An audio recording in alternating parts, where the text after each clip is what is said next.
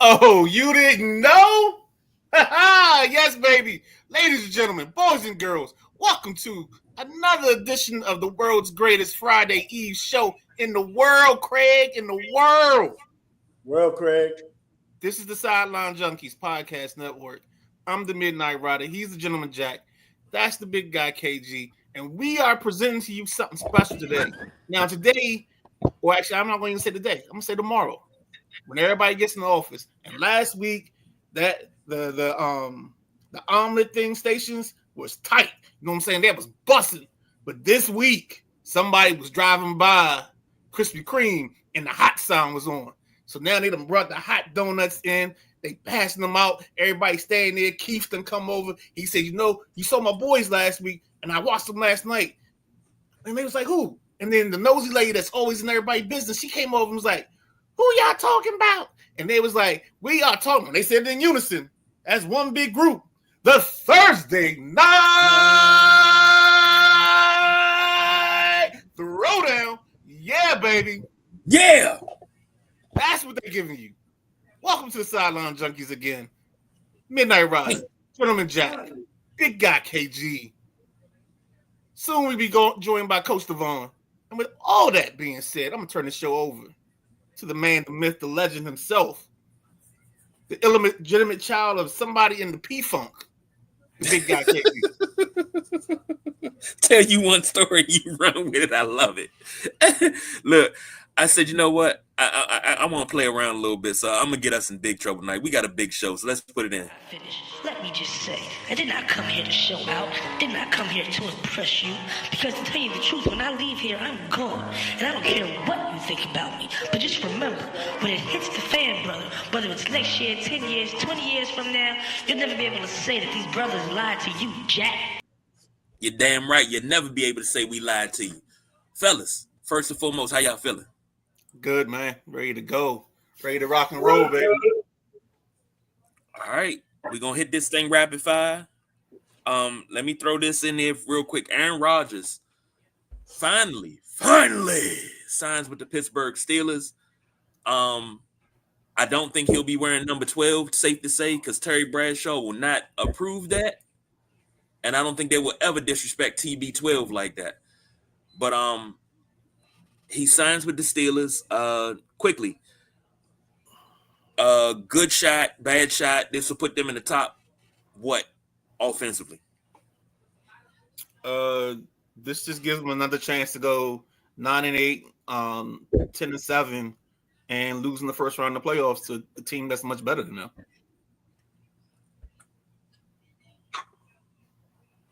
Just that you got anything for that, Jack? Nah, not right yet. Can you hear me? Yeah, we can hear you good. Yeah, we hear you. Oh, all right. Sound like I'm on like popcorn then. All right. What's happening, J-Dub?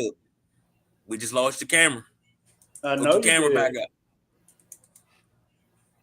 Just talk, Jack. Don't worry about the camera. Yeah. Nobody wants to see your face anyway. You got a face for radio. Nah, man, I knew this was coming. They ain't have a damn quarterback. So, I don't know what he's going to do over there. I think Rodgers is done. Uh-oh. Apparently so is the gentleman Jack right now. I guess Aaron Rodgers heard it and cut his mic. Yeah. Cut him right off. I'll say this. It's going to put him in the top 32 in offense. So, that's pretty much all you got from me. You get it. I love that analysis, buddy. Way to drill down Harry Stamper style on that one, boy. Oh, man. And I'll tell you this. Pittsburgh got to do something better. I'm going to call a spade a spade. They got to do something better. Everybody talks about how mediocre this team is under Tomlin, but I'm like, he gets results. But he does not have the team that he needs. Russ wasn't the answer last year. Kenny Pickett wasn't the answer the year before that. Neither is Mason Rudolph. These guys are not the answer. He needs somebody that can dominate. Well, Somebody that can. Go ahead. No, I was just gonna say, here's the problem. Because I like where you're going with this. Their problem is they're never too bad to be in that position because this defense of theirs always gives them a chance. And no matter who's at quarterback, it could be Duck Hodges, it could be Bubby Brister, it could be insert any other old quarterback from Pittsburgh, Mark Malone. It could be whoever, and they'll still find a way to get to eight wins or 9 wins. It's just what they do. Neil O'Donnell.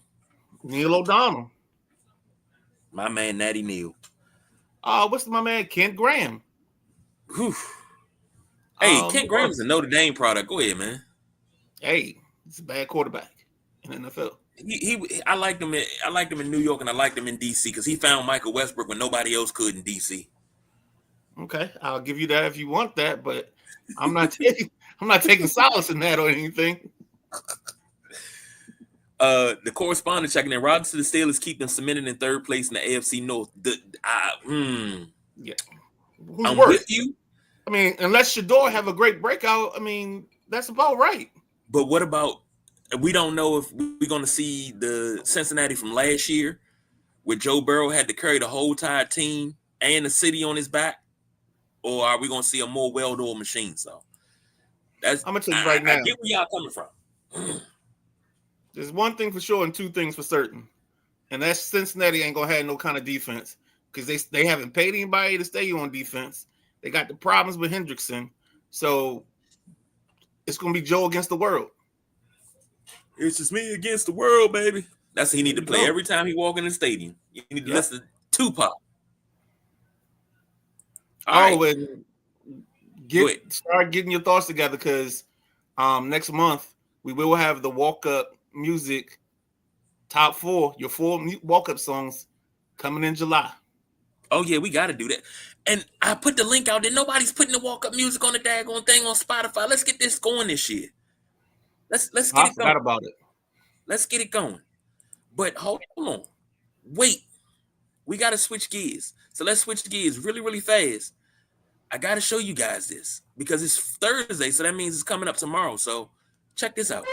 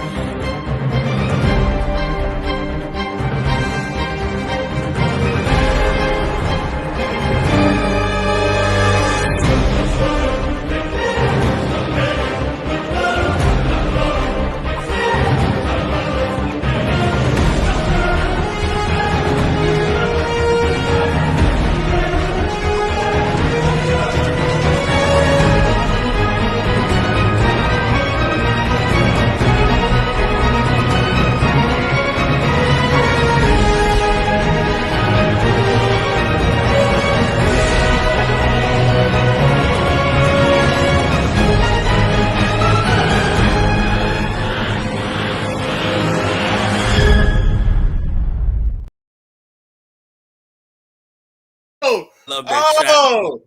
That is fire. Oh, that is fire.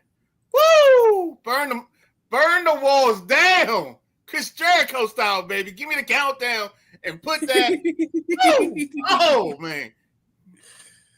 Well, you like to pull me off the ceiling after that. I'm ready to go. Finally.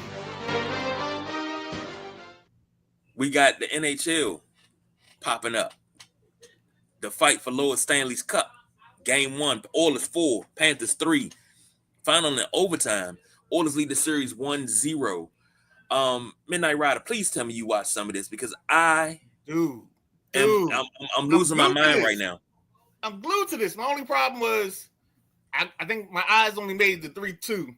So when I woke up to 4-3, I had to go to Sports Center to find out the rest. And then I think I woke up to like it wasn't even one of the years. I don't even know what show was on. Some show on TNT, but it don't matter. It doesn't matter. This was everything we thought it was going to be, everything it's supposed to be, everything it wanted to be. It was fantastic. It was electric. It gave you goosebumps. It entertained the millions and millions I mean, it was giving you everything. And that wrestling video has got me way too hyped right now. So I don't know what's going on. I'm about to lose my thing right now, boy. Woo! I want to get funky like a monkey. Woo! Hey, Keith, you got to give a shout out to the People's Choice Don Rodriguez, who is our director of videography. He put that together, and I found it in the archives. I got to put it with the rest of the stuff so we can show that as a commercial. That's an option for a commercial as well. But yeah, I gotta put that out there. Jack, did you watch Oilers versus Panthers? Oh man, who didn't watch that game, man? That was one of the most exciting hockey games I think I've watched in a while. The way Edmonton just stayed poised and was able to maintain in the third period, and just you seen it. You seen Connor McDavid, Draisaitl. They were just balling. Bouchard was out there. I thought I heard something though, Midnight Rider, about an injury. Did you catch somebody from Edmonton that they're going to be without for the next game? I didn't catch that. Yeah, I got to look into it. I'm pretty sure that Houston's going to be one man down next game. But, you know, the way they came out and just stayed in the game was impressive. So, yeah, I'm telling you, I think Florida might be the favorites, but I got Edmonton, man. They're just on a mission. It's one of those things where enough is enough. It's time to get that Stanley Cup back to Canada, and they're on a mission. So that was a great game one. It lived up to everything it was supposed to be. Yep. We said it before. It's gonna be a fast break on ice, and I mean the action was packed the whole night. The only time the game really stopped was for faceoffs. It was no bojangling in the corners or anything like that. The puck was moving. Man, when they got up 3-1, I was like, all right, they got a chance to end this. And then all of a sudden, Florida scored the second one. And then I woke up to a 4. I wasn't surprised. I wasn't surprised at all that this ended at 4-3. I think I said this before. I think they're going to score a lot of goals in these games. These goalies got their work cut out for them, because it's not because they're bad goalies. So let's not even think that way. Right. This is just because these teams are so precise. They are so freaking precise. This is, to be honest with you, this is the best hockey I've seen in a while. I mean, this is my apex right here. Shout out to Randy Orton. But this is craziness, man. Yeah, both teams are flying. It's going. It's aggressive. I mean, I don't know what else to say, man. I used up all my adjectives, I guess. That game was a game that needed a bunch of. It was fast. They were blazing. I mean, it was just skating at its best. It didn't late in the game. I think Florida got in trouble for flipping the puck out of the ring, so they got a face-off down in Edmonton territory. Yeah, that was very costly. Yeah. I'm sorry. No. Y'all go ahead, because I'm sitting here, and I believe it was the other night. Me and Jack, we did our picks. Jack, I think you and I both picked Florida, correct? No, we picked Edmonton. I picked Edmonton. I was the only one to pick Florida. Okay, yeah, we picked it because I was like, who do we pick? I gotta call Jack. And I never got around to calling him. Okay, so we did, because I was going to pick Florida, and I went with Jack. I said, Jack, I'm gonna roll with you on this one. So this is good. Don't put no cake on it. Yeah, because y'all were talking about cheesesteaks and everything. Yeah. Don't put no cake or steak on it. The funny thing still to me is that Matty Ice thought we were actually doing steak dinners. I was like, whoa, Matty Ice, we ain't that kind of show, bro. Okay, Matty a big baller. We ain't got money like that now. Wait a minute. Yeah, steak dinner for me gonna cost y'all. Yeah. You looking $60. Look, if I was to lose a steak dinner to Jack, nah, man. Because I know Jack ain't gonna cheat me, so I gotta take Jack to Morton's, man. Nah. We're gonna get that big Delmonico. See, I take you to Morton's, Jack. I'm gonna get you the best thing on the menu. I ain't gonna let you go out cheap. You lose to me now. We put a steak dinner on something. I got to take you to Morton's. That's about $120 for one plate. But it's I think it's like 5 or 6 courses for that meal. But it's worth it. Well, I'll hook you up. I'll hook you up, KG. That cheesesteak I owe you, I'll throw some fried onions on it for you, okay? You speaking my language right now. That's all you doing, speaking my language. Yeah, the onions is all right. I'd rather have a cheesesteak with mushrooms. I like the I mushrooms. wanted with that. Fried onions and mushrooms is where it's at. Oh, I used to like it all, but them green peppers, they get to me a little bit. You know what I mean? Green peppers. Well, I used to like onions, green peppers, mushrooms, everything on my cheesesteak. Hey, don't let me forget. Somebody remind me in the chat. So, Grant and Danny did a draft of fast food items. So to determine which fast food has to have a drive-through window. It could be any of those places. I can try to find what they picked because I didn't like some of the stuff they picked. There's a couple things I like, but they missed a couple things. So I think maybe Sunday, since we always like talking food on Sunday, we either do like our top 4 fast food items. So of course, this means drive-through. So you got to cut out Five Guys. Can't have Chipotle. Can't get you a steak and cheese nowhere. It can't be a carry out. My Chipotle got drive-through. Yeah, mine down here got one too. Well, we ain't doing that. That's fast casual. We talking about fast food. So you talking about you got to go to the choke and puke, you know, the Hardee's, the McDonald's, the Taco Bells, yeah. All right. Okay. Where to get that at? Smokey and the Bandit. I'll meet you at the choke and puke. All right, let's get back on topic, man. All right. Let's jump into this real quick. Since we talking football, we talking draft. Scary Terry frustrated with the Commanders over slow contract talks. Now, if you gentlemen remember, Terry just got extended. What was that? 3 years ago, he got an extension. Right. That wound up paying him. He wound up getting top 5 money at the time. I think it was $69 million contract. Yeah. And you can't see me, but I'm raising my hand and I'm patting myself on the back because I was the guy that said Terry deserved top 3 money, and he got it. So he ain't getting his top 3 money. No, but top 3 right now is Jamal Chase at 161, Justin Jefferson at 140, CeeDee Lamb at 136, DK Metcalf 4th at 131. Then it's a drop off with AJ Brown at 96, but Amon-Ra St. Brown is at 120, but he is coming to the end of said contract. But if we're talking overall value, yeah. But why is it such slow contract talks, gentlemen?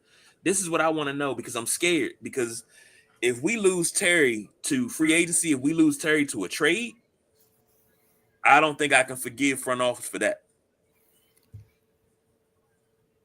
Look, man, this is the beauty of June. There's 3 things that happen in June. First, radio shows start doing lists and talk about lists. 2, we always complain about somebody not being at voluntary practices. That's always an issue every time this year. And the thing that doesn't make sense is why are you taking attendance at something that's voluntary? It's like putting your name on a P sample of an anonymous drug test. See Major League Baseball with that dumb shit. There we go. So it doesn't matter. But every year, you pick your radio show, and they'll be upset because some guy didn't. Oh, he should be here. Oh, it's the brotherhood. Oh, it's this and this. Even though they've mocked the brotherhood all year long, but now they're concerned about the brotherhood. No, I'm done. I'm tired of it.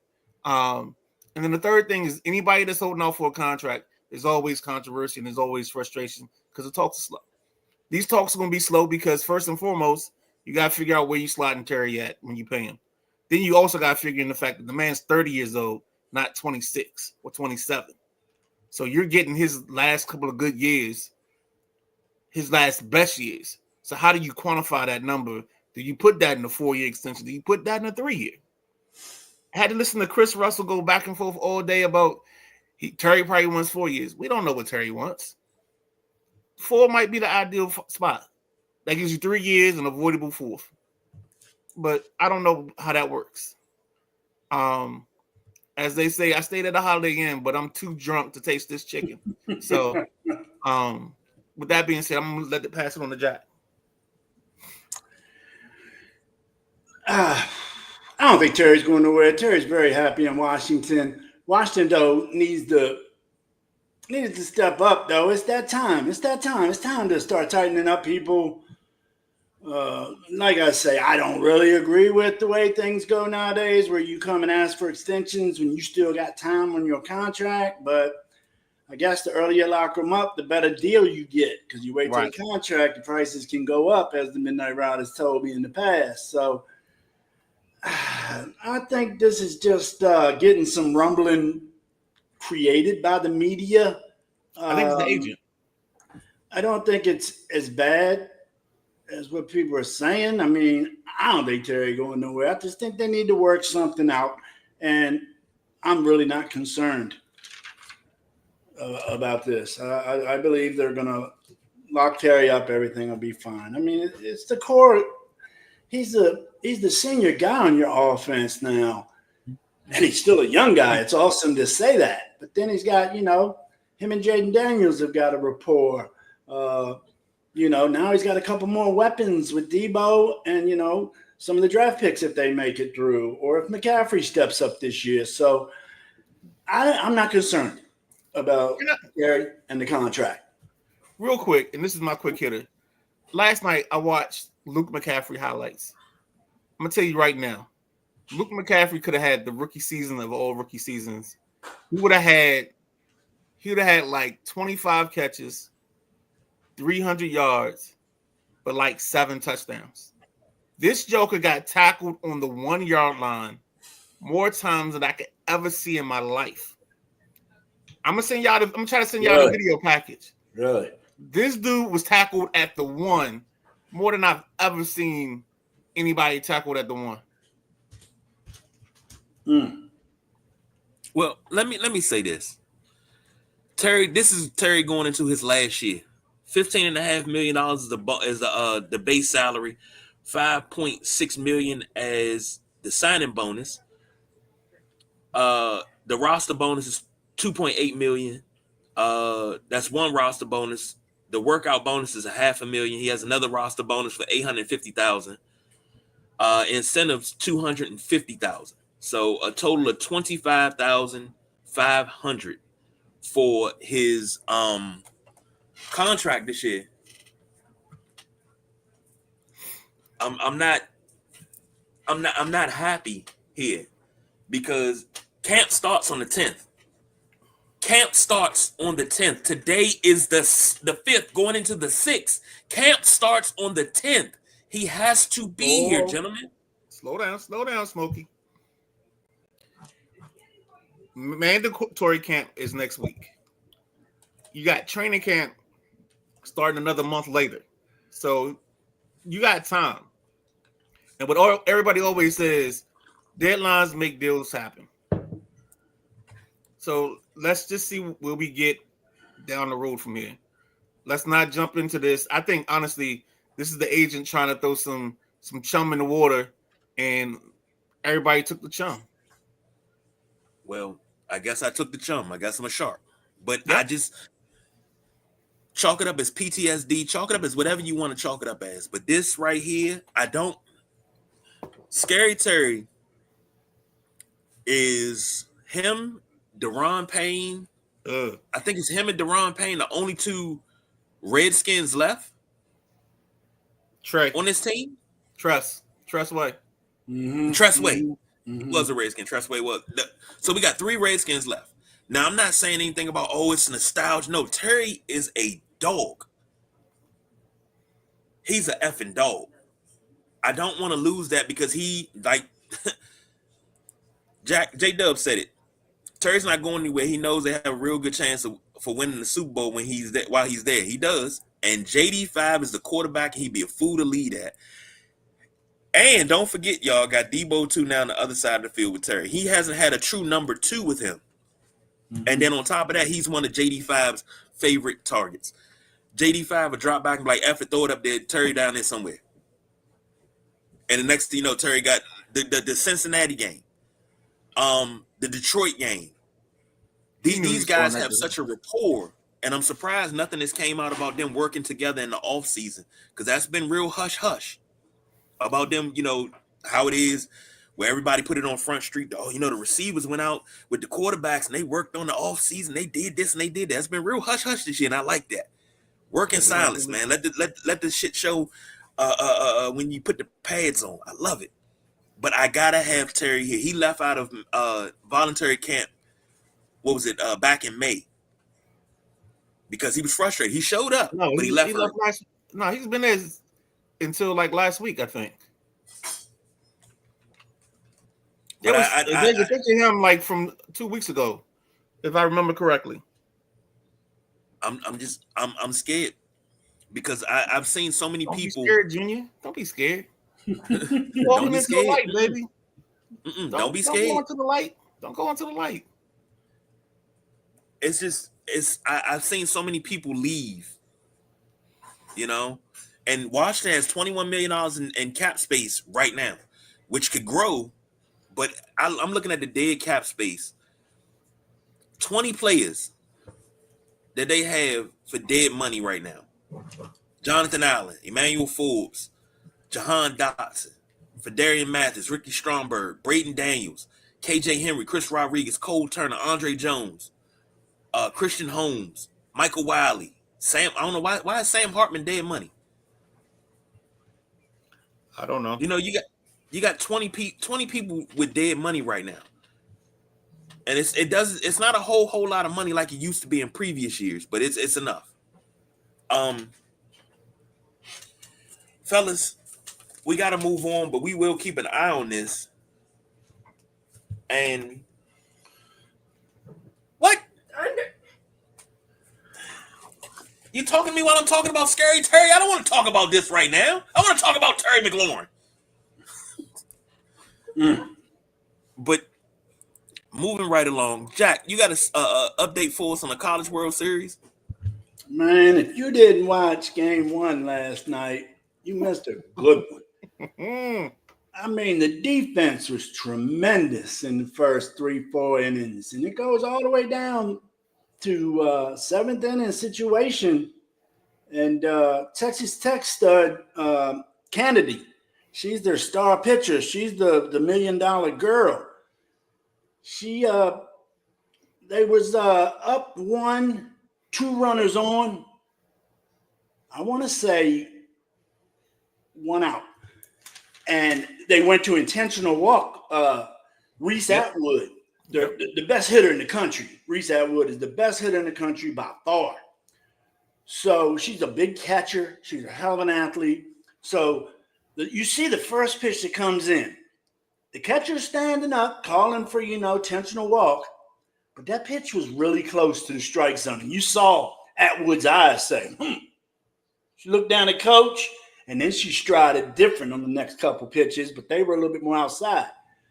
3-0 count, ready to walk the gal, and she pokes that ball up 5-hole, scores 2 to take the lead in the top of the 7th. It was unreal how she's the best hitter, and she showed it, didn't she, Midnight Rider? Man, that game last night, I know why the Women's College World Series is my guilty pleasure this time of year. And I can't wait till the guys get it narrowed down to the Super Regionals. Even though I can't understand how the Super Regionals work, and then we get to Omaha, I don't know, because you put your left foot in and you take it out, and then you do the hokey pokey and you advance. I don't know what that is. But yeah, last night's game, amazing. The only thing that threw me off was the obstruction call. And like the fourth on the slide, because she was like her foot was in the lane. I was like, I don't know. I don't know about that one. And then there was the other one with the interference call. I didn't agree with that. Yeah. So we had a little controversy to make it interesting, to make it spicy. Like this, like some Popeye's chicken. Since we're talking about fast food. Blue could have ended that game all over on 2. Yep. Really tight calls to make, controversial. Yep. I always thought the umpire was part of the field of play. That's the way I always had it. If a ground ball hits them, whatever, it's part of the field of play. Yeah. Now, a catcher winding up the throw, they're saying her arm hit the umpire, and it looked like it did. But I just don't get that being interference. And then they tried to say the girl interfered by tossing her bat, thinking she got ball 4. Right. That's a tight line too, because you're supposed to stay in the box, but she thought it was ball 4. So yeah, I thought those were kind of tedious calls that probably shouldn't even have been called. The obstruction, that was just a bad throw. So, and the intentional walk, Atwood being able to hit that pitch, I don't blame the pitcher. I blame the catcher. You stand up, you hold the arm out, you got your mitt here, and once she releases, you step one step out of the strike zone to the other batter's box and catch a ball. She was not moving out from behind the plate at all to catch her on the intentional walk. If anybody watches that again, look where the catcher's standing. Yeah, She's she in was the box. too close. Yeah.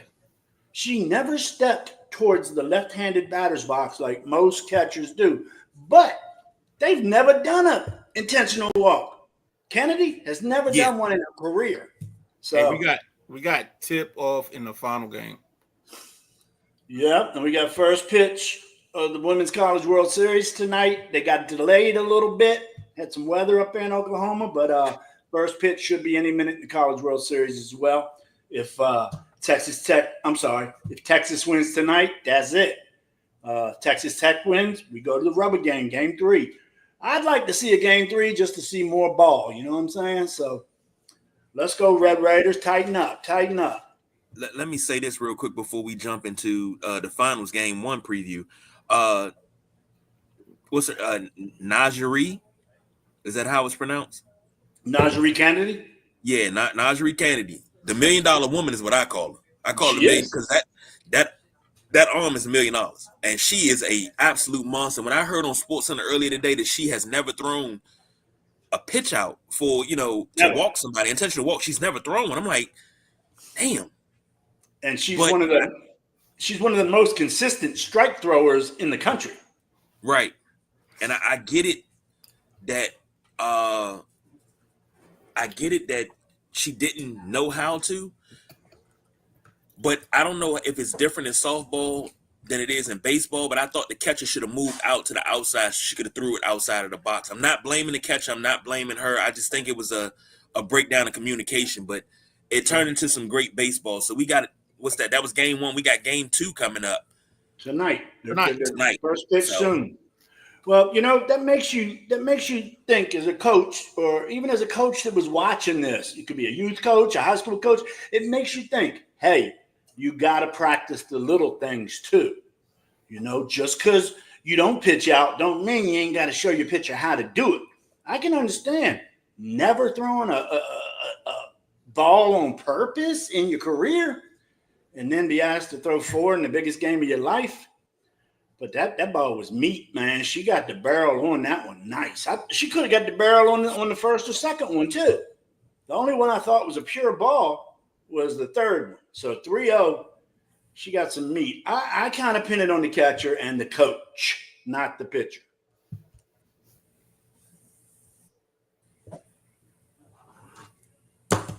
all right. Let's get game 1 of the NBA Finals. Let's do the 6th round. We already talked about the finals already, so let's just speed round this one. Get your thoughts real quick, and then that way everybody can get to watch the game. You can get your food ready and all that good stuff. Sound good? Oh, did I lose KG? That sounds good. Okay. All right, now let's rock. No, I'm here. Well, so real quick, if I can say this, it's 7-1 right now. So I'm just gonna say it's 7-1. I think I got the Pacers. My mama wanted to bet me on this. I won't even bet my mama on this one because I don't know. But if the Pacers want to win this, they got to score more points than the Thunder. True. That's a great, insightful thought. I think Pacers' defense is going to prevail. I think OKC's defense is, they don't have that weak link like the Knicks had. I think the only way that Indiana can win this is 2 keys for Indiana for me. Hitting their threes and low number of turnovers. They got to be under 10 turnovers to win this ball game. Reese That's can the do only way that. they can win that. Reese can do that. He had no turnovers a couple games ago with 40. So yeah, but you ain't got the difference is this is a 1 through 5 defense. They ain't got Karl Anthony Towns out there doing the percolator trying to play defense or the midget doing his thing. No, I understand. This is 5 legit dudes. No, I understand. SGA don't play much defense. Okay. Not as much. But no, you don't worry about Caruso being all over you. Yeah, I agree. You got to worry about Holmgren throwing your shot up in the front row. You know, he blocks a lot of shots. He's got to get 2 for me tonight. No, that's right. I usually go 3. But anyway, I don't know, man. I just got the feeling the way Indiana entered the playoffs, and I know I brought this up before. They entered the playoffs, and the big talk of the town was Tyrese Halliburton overrated. Boom, ball out, ball out, ball out.